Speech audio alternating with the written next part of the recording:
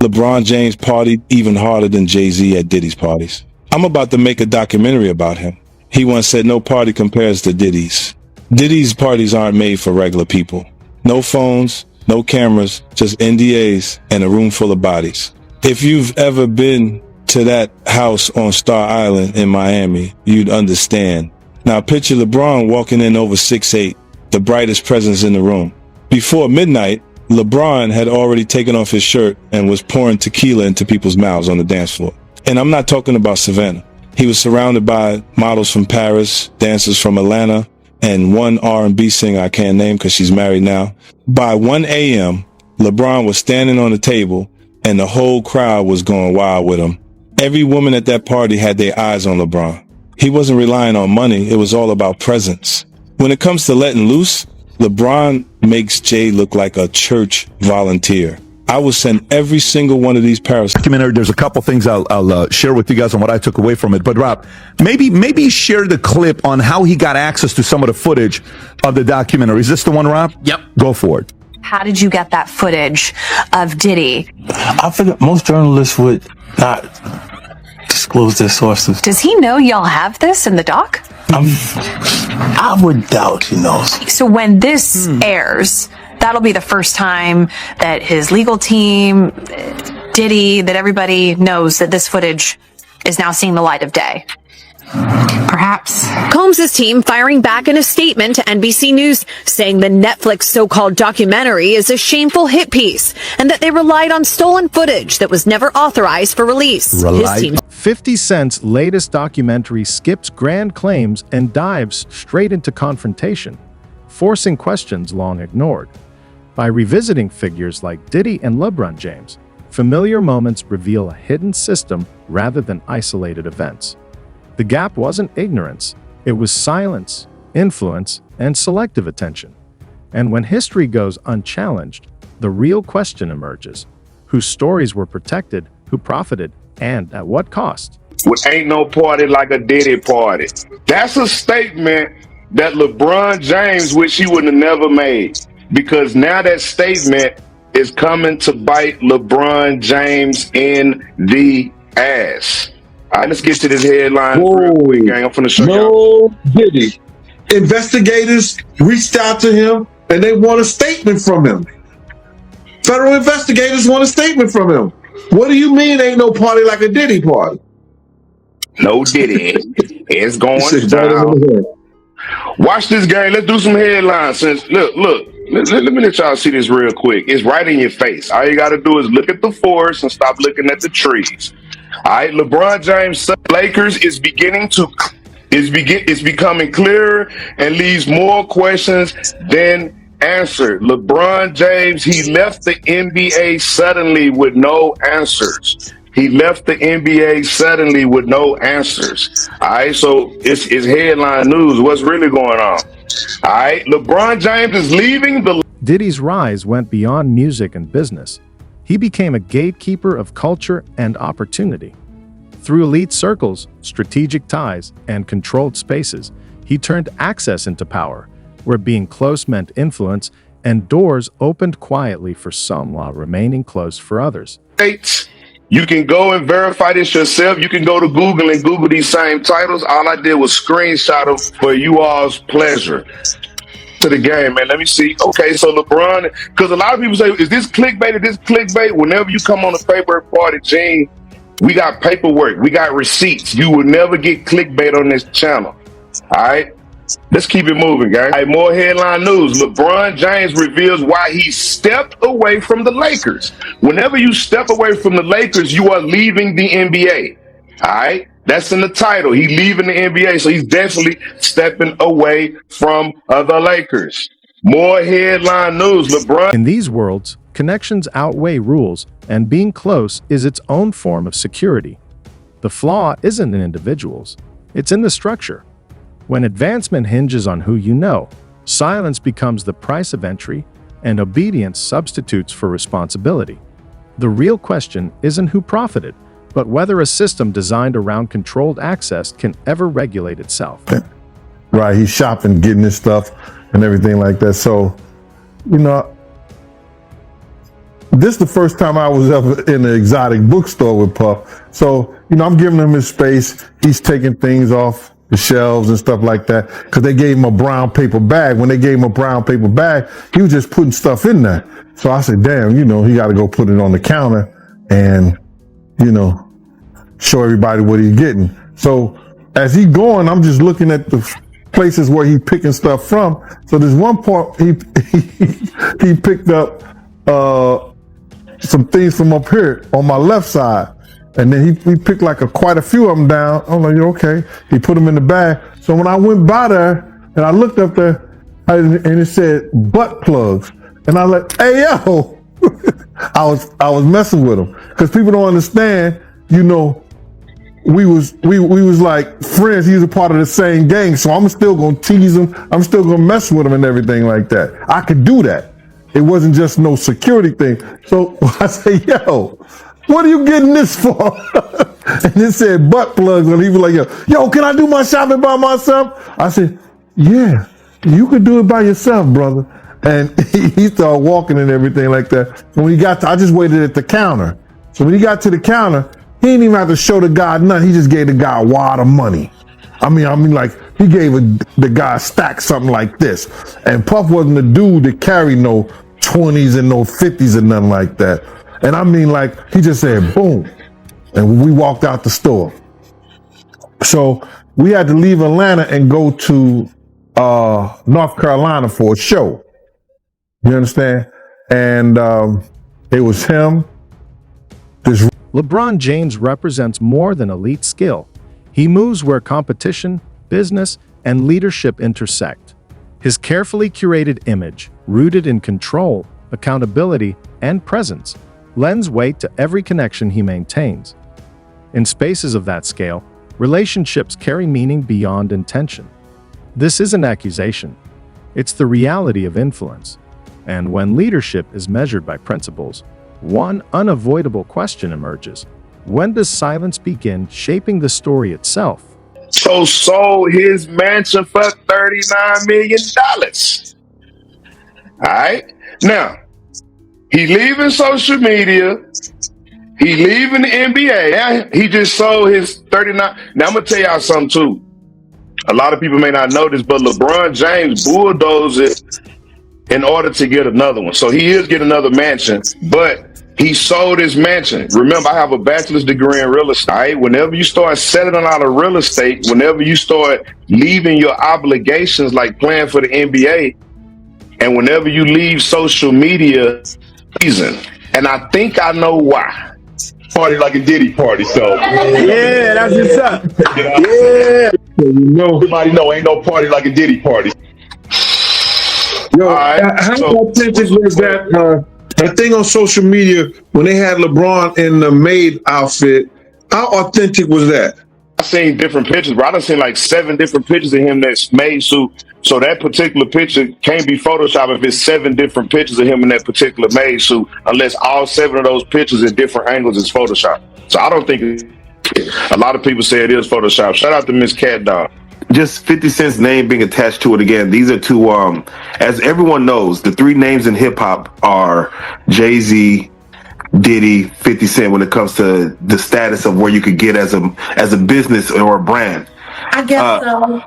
So for the top 3 individuals, for one to go at the other and release this doc, I don't know, what does that say to again, I keep asking about the hip hop state of things. What does that say to hip hop? Like, yeah, man. But when guys come on here, man, and they want to come and try to ruin your show and say that shit to some is clickbait, the more and more we try to teach them, the dumber they make us look, bro. But you know what? That make them look dumb because watch this. I got 3 college degrees, bro. You know what I'm talking about? I own a lot of look, bro, my thing is this, bro. I don't have to be doing this shit, just like you don't have to be. You see what I'm saying? But a lot of people depend on this information, and a lot of people love hearing what Paperwork Party and Gene got to say. So for the thousands of people that like hearing we got to say, that's cool. For the 20 people, they need to get the fuck up out of here because there ain't no clickbait over here. Right. It's all good, man. You know what I'm saying? But let's just concentrate on the people who are we our own downfall? I guess I don't know. Well, I mean, I don't know. It all depends on what you consider hip hop. Like, I don't consider any of this debauchery, any of this animalistic crap. I don't consider any of this hip hop. I grew up in hip hop. Old moments resurface not because they change, but because our perspective does. Words and actions once brushed off now emerge as signposts in a broader reckoning of power, influence, and the spaces that nurtured them, gaining new significance as context and understanding finally catch up. Statement from him. Federal investigators want a statement from him. What do you mean ain't no party like a Diddy party?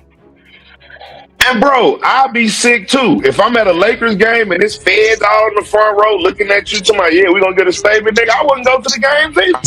I miss the games too, nigga.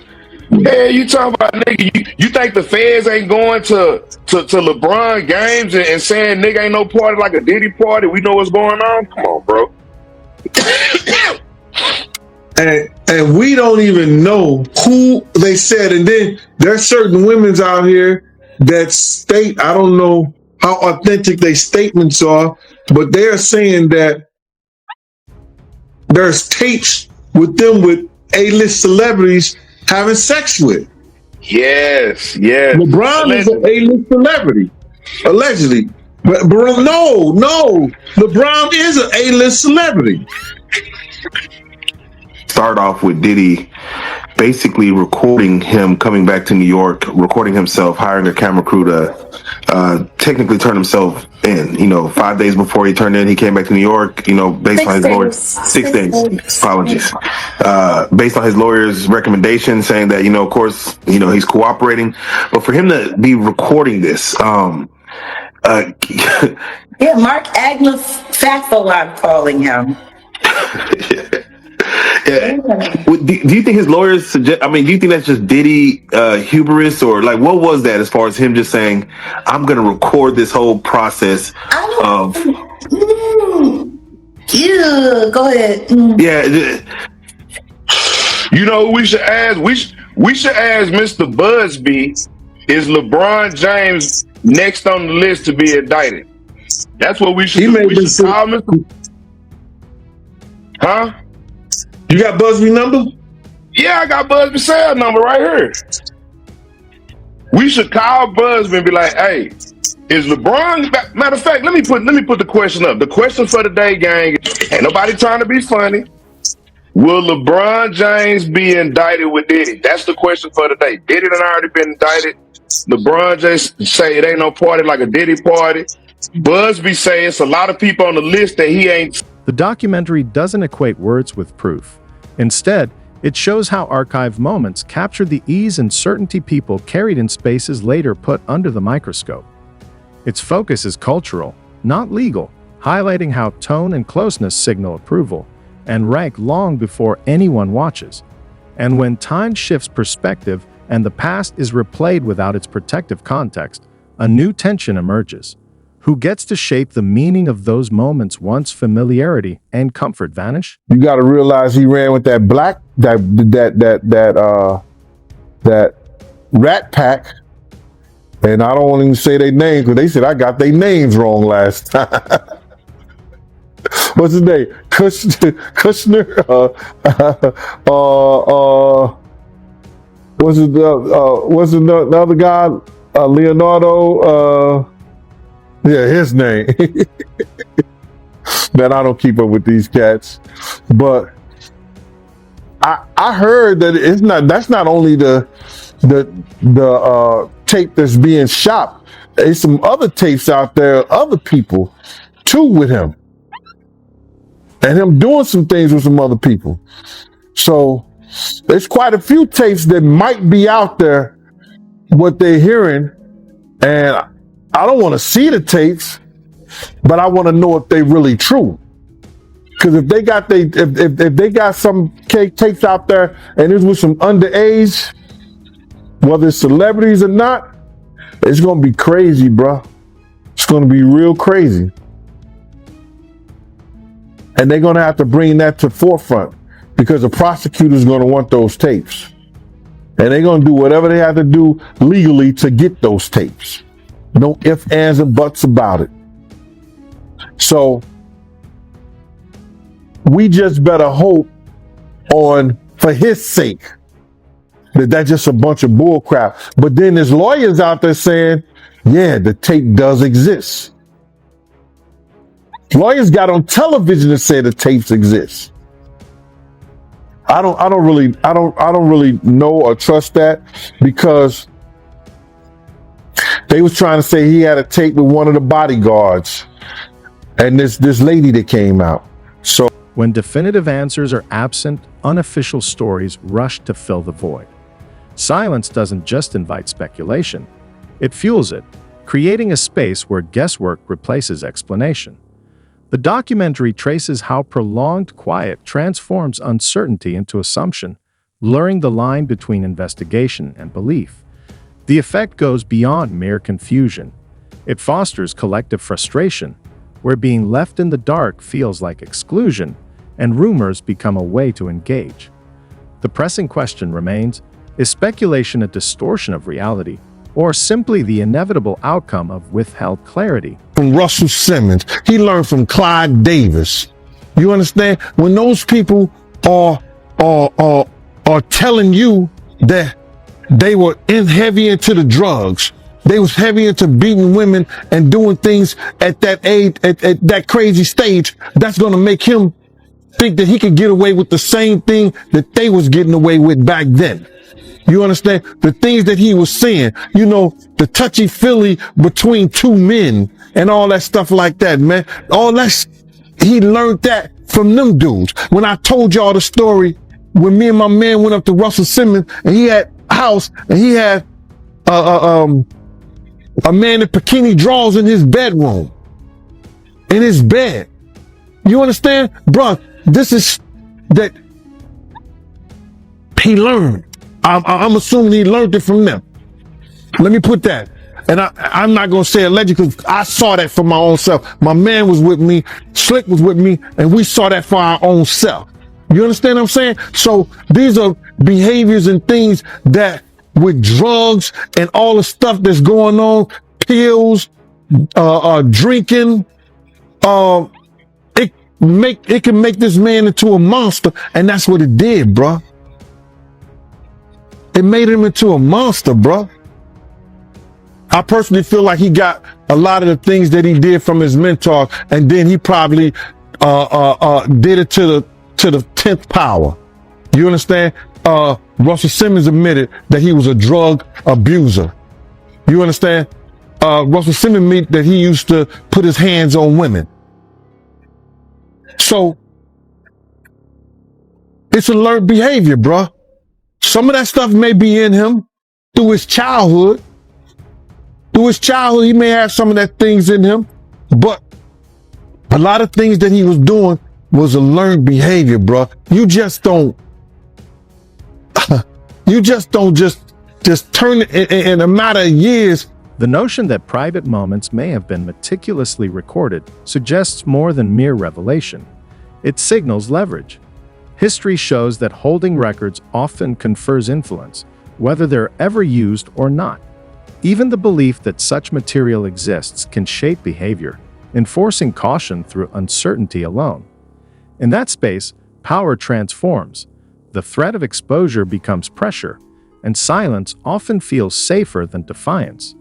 The stakes are high, raising urgent ethical and legal questions about control, coercion, and implicit intimidation.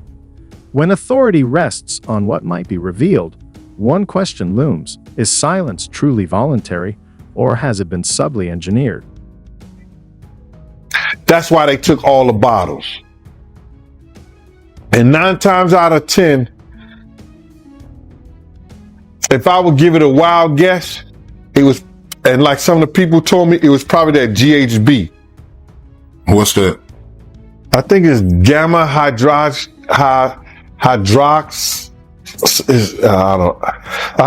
I looked it up, bro. Let me see if I can find it. I know this is just showing everything like that, but oh no. Yo, somebody tap dance or sing or do something, you know what I'm saying, while I'm doing this. Oh, here it go right here. It's gamma hydroxy butyric. What is it effect on the body? It's a euphoria, drowsiness, decreased anxiety, and memory impairment. It works on the nervous system and gives you this feeling of euphoria. So they take that and rubbed it on it, and you forget who you are, what you're doing. It can also give you memory loss, drowsiness, and that's under the DEA, the drug